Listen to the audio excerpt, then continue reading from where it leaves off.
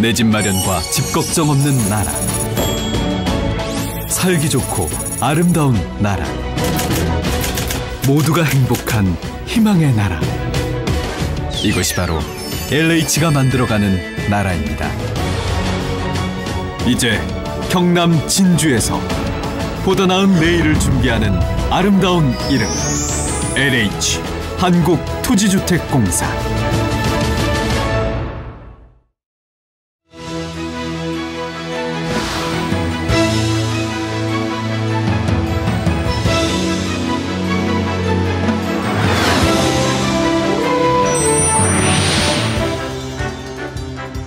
지난 가을 중부 지역에 든 가뭄으로 혼란을 겪은 적이 있는데요. 최근 남부 지역에는 겨울철 이상기후와 잦은 비로 인해 농작물 피해가 잇따르고 있습니다. 효자장목인 복함을 비롯해 시금치와 양파 등의 작황이 좋지 않은데요. 농가의 시름을 덜어줄 수 있는 자치단체의 노력이 필요합니다.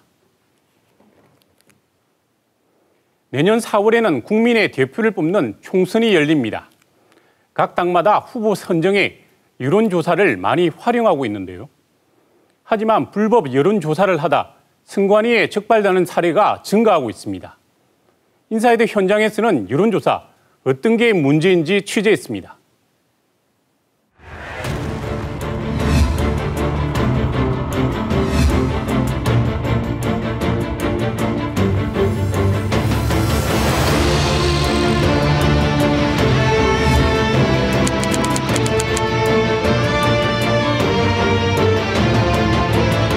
여론조사기관이 마음 먹기 시작해서 얼마든지 조작 가능합니다.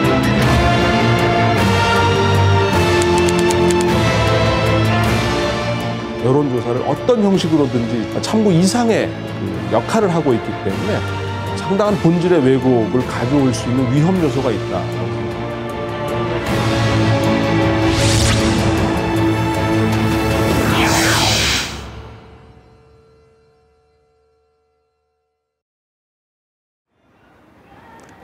선거 때마다 등장하는 여론조사의 결과, 시청자 여러분들은 얼마나 믿으십니까?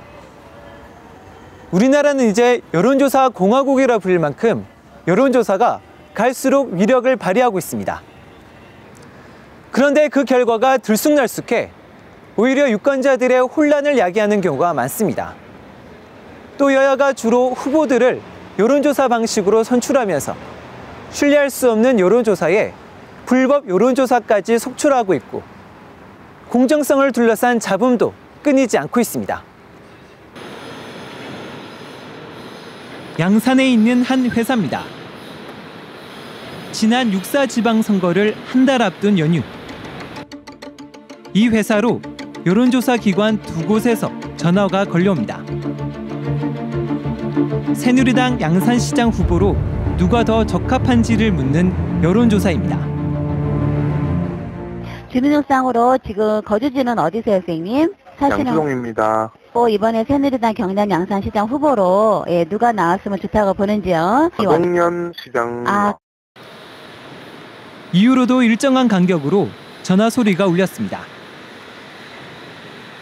엔지니어실과 생산동, 휴게실 등 회사 곳곳에 15통이 걸려왔습니다.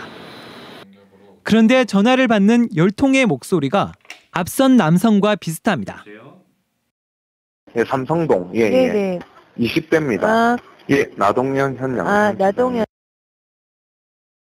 좀 물금 사는데요. 20대입니다. 나동현 현 양산시장요. 동면요. 33입니다. 예, 나동현 현 양산시장요. 통화 말미에는 제3자와 주고받는 대화도 녹음됐습니다. 네, 좋은 하루 되세요, 선생님. 네. 예. 네, 30대입니다. 네. 이 회사는 당시 여론조사 경선에 통과해 당선된 나동현 현 양산시장의 아들이 근무하고 있는 곳입니다. 그런데 이상한 점은 이 회사 전화번호로 응답한 여성의 목소리와 인근 은행에서 응답한 여성의 목소리가 비슷하다는 겁니다. 실제 거주지가 경상남도 양산이세요? 네, 물고무 버머리요. 저 32살이요. 새누리당 양산시장 후보로 다음 중 누가 나서는 것이 좋다고 보세요? 나동현 양산. 불구무 버머리요. 지금 28살이요. 나동현 양산시장이요. 해당 은행은 나동현 시장의 딸이 근무하고 있는 곳입니다. 삼성동. 숭실대 소리공학연구소가 해당 목소리를 분석한 감정 결과 보고서입니다. 양산시장이요. 남성의 목소리의 입 구조나 높낮이 등 성문 특성을 분석했는데 91%가 유사하다고 결론 내렸습니다. 여성 목소리의 경우 94%가 일치했습니다. 사실상 동일인의 목소리라는 겁니다. 28살이요. 회사에 나가가지고 받은 거는 맞는가 봐요. 회사 나갔으니까 받아줬을 것이고 이제 또 오니까 전화를 받을 것이고 근데 착신 이런 거는 아예 상상도 할 수도 없고 그럼 생각도 뭐 그런 뭐 의미가 없죠. 그게 뭐 여론조사 기관하고도 연관돼 있는 부분도 아닌 것 같은 이야기인 것 같고 또 뭐 그런 그거는 한 번도 생각해 본 적도 없었고. 나 시장의 30대 아들은 경찰 조사에서 이 목소리 가운데 일부가 자신의 것이라고 시인했고 경찰은 기소 의견으로 검찰의 사건을 송치했습니다. 여론조사 기관은 당시 RDD, 즉 무작위 전화 걸기 방식을 사용했다는데 어떻게 한 회사에만 16통의 전화가 집중됐을까? 당시 여론조사를 진행한 두 곳 중 한 회사는 서면을 통해 착신 전화는 여론조사 기관에서 조작할 수 없으며 특정 정치인과 그 가족의 공직자 윤리를 문제 삼아야 할 내용이라고 견해를 밝혀왔습니다. 석연치 않는 점은 여론조사 과정에서도 드러납니다. 당시 새누리당 양산시장 경선 여론 시행 규칙입니다. 객관적이고 정확한 여론조사를 위해 면접원은 후보자의 이름과 경력을 최대 2번 읽어주도록 돼 있지만 실제는 달랐습니다. 제가 한번 그 후보 양력들을 불러드릴게요. 제가 다시 한번 후보 양력을 불러드릴게요. 늘 뭐 붓기는 거기 붙어 있더만은. 네네. 다시 한번 읽어드릴게요. 3번을 읽은 겁니다. 해당 노인이 선택을 못하고 우물쭈물대는 사이 면접원이 말을 자르고 개입합니다. 그 사람은 뭐 적대서 나왔었다나? 예, 어느 분 선택을 시장이요? 예. 야, 이분은 선택하실 거고요. 예, 예. 객관적인 조사를 위해 번호나 기호가 아닌 지지자 이름을 말한 것만 인정한다고 여론조사회사 측은 밝혔지만 이 역시 제대로 지켜지지 않았습니다. 누가 후보가 되는 것이 조금이라도 낫다고 생각되십니까? 글쎄. 아이고 뭐 1분만 찍으려고 생각하고 있어요. 네, 알겠습니다. 감사합니다. 또 후보들 가운데 한 명 이름밖에 모른다는 말이 지지한다는 응답으로 바뀌기도 합니다. 나는 아직까지 예. 혹시밖에 모르는 누가 나섰는 그것도 모르거든요. 그러면 어머니 이 네 사람 중에서 그럼 지금 어머니 죠? 예. 한 면접원은 누구를 고를지 모르겠다는 노인의 말에 계속 답변을 요구합니다. 글쎄 어머니 이거도 어느 분이 좀 나으신 것 같으세요? 4분 중에? 나도 잘 모르겠는데. 그럼 한 분만이라도 한번 골라보세요 어머니. 잘 모르겠는데. 모르시겠어요? 4분 중에 고르기 힘드세요? 지금 분도 뭐 잘하신다 그러대요. 예. 네, 요분도 괜찮으신 것 같으세요? 요분으로 놓을게요. 예. 괜찮으시죠? 이런 일들이 왜 발생할까? 인사이드 취재진이 다른 여론조사 기관에 문의를 해본 결과 면접원들이 조사를 빨리 하려는 욕심 때문이라고 지적합니다. 면접원들도 아무리 교육을 하더라도 조사를 빨리 진행해야 된다는 욕심을 갖고 있어요. 응답 안 하려는 사람들을 빨리 조사를 많이 해야 되는데 뜸을 드는 사람들 있잖아요. 생각 오래 하고. 면접원들이 자기가 그냥 추측하기도 하고 유도를 하기도 해요. 면접원들이 못된 버릇으로 못하게 하는 건데 이 사람이 감을 잡는 거죠. 할머니가 답답하게 얘기하면. 이건 원칙에 어긋나요. 문제는 또 있습니다. 뉴스인사이드 팀은 두 곳 회사 가운데 한 회사의 음성 파일 전체를 분석해봤습니다. 해당 여론조사 회사가 전화를 건 시간대를 보면 여론조사 기간 이틀 중 하루 동안 청년층이 집에 대부분 없는 오후 1시부터 오후 4시까지 전체 전화의 80%가량이 몰렸습니다. 이러다 보니 19살에서 39살 사이 모집 할당수, 이른바 쿼터의 절반도 채우지 못한 곳이 전체 13개 지역 가운데 5곳에 달하는 것으로 파악됐습니다. 20%에도 못 미치는 곳이 2곳입니다. 최소 50%를 넘도록 한 새누리당 경선 규칙에 미달한 겁니다. 모집 할당수에 모자라는 만큼 이후 가중치를 적용해 수정하게 되는데 이럴 경우 민심 왜곡이 발생할 수 있습니다. 표본 할당을 잘못한 걸 가지고 가중치를 주어서 수정한다면은 기본적으로 왜곡될 소지가 있는 거죠. 더구나 그렇게 할당을 2명 정도 가지고 거기다가 가중치를 줘서 해석을 해버리면은 전혀 통계학적으로 신뢰가 담보가 안 되는 거죠. 득표 집계에도 오류가 발생했습니다. 당시 두 번째로 많은 득표를 한 후보가 다시 집계를 해본 결과 자신을 지목한 84표가 엉뚱하게 다른 후보에게 갔다고 주장합니다. 응답 표본 750개 가운데 10%가 넘는 수치입니다. 해당 여론회사는 집계 오류는 인정하지만 대세에는 지장이 없어 문제가 없다는 입장입니다. 하지만 전문가들은 신뢰를 담보로 하는 여론조사 기관이 기본적인 집계조차 제대로 못했다고 지적합니다. 그거는 뭐 전문적인 분석하고 상관없이 그냥 상식적으로 잘못한 거죠. 여론조사 직후 논란이 되자 탈락 후보자 2명이 법원을 통해 여론조사 회사 측에 여론조사 당시 파일 일체를 요청했습니다.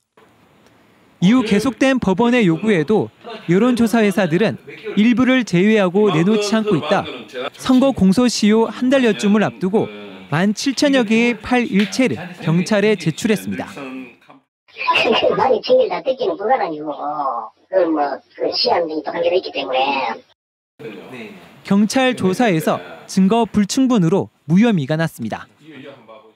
공소시효가 지나갔고 선거가 끝나고 거의 1년이 다 된 금년 4월 달에야 받았으니까 그때는 이미 다 지나고 난 이후에 받았기 때문에 뭐 큰 의미가 없게 된 택이 되었죠.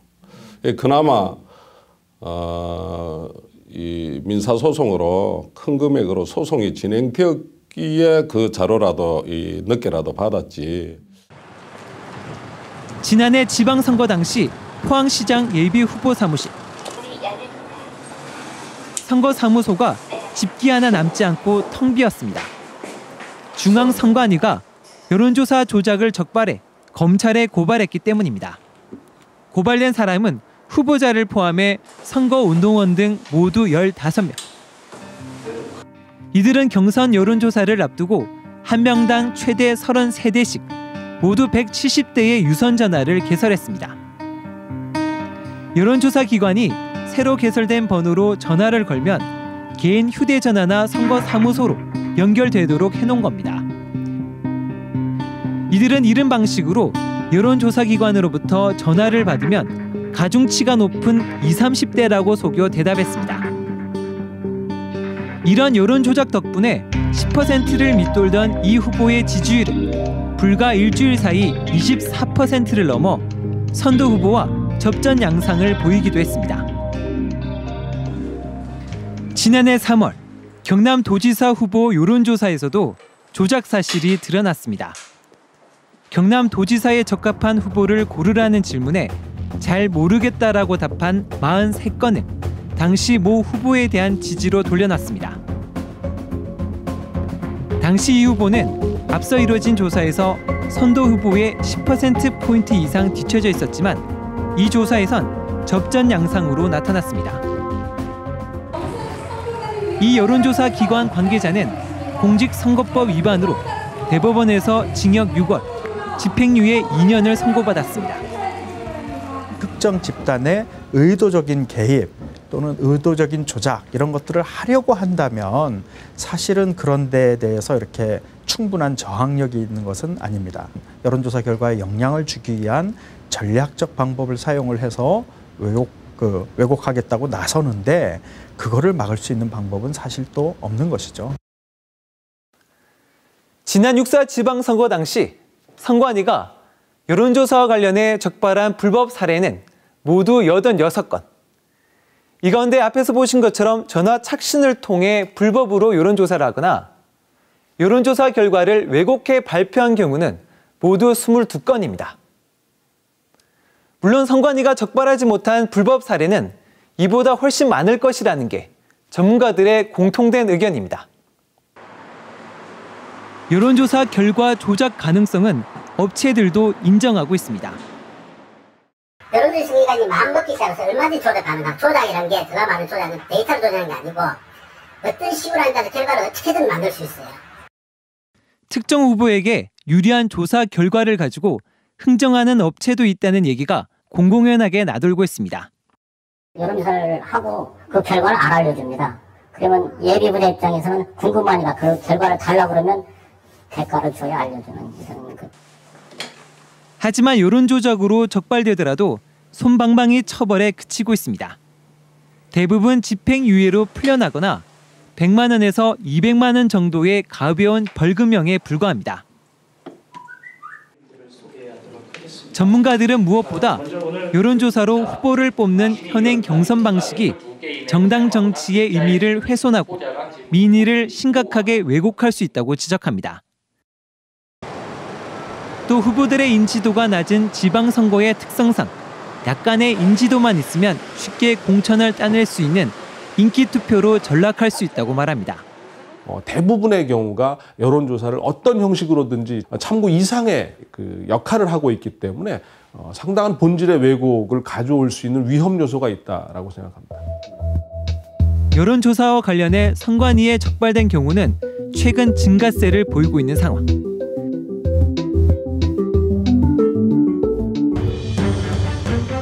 급기야 선관위는 금품 수수, 불법 사조직 운영 등과 함께 여론조사 조작을 선거 4대악으로 규정했습니다. 전문가들은 여론조사의 오류 가능성을 인정하고 이를 보완할 수 있는 제도를 마련해야 한다고 지적합니다.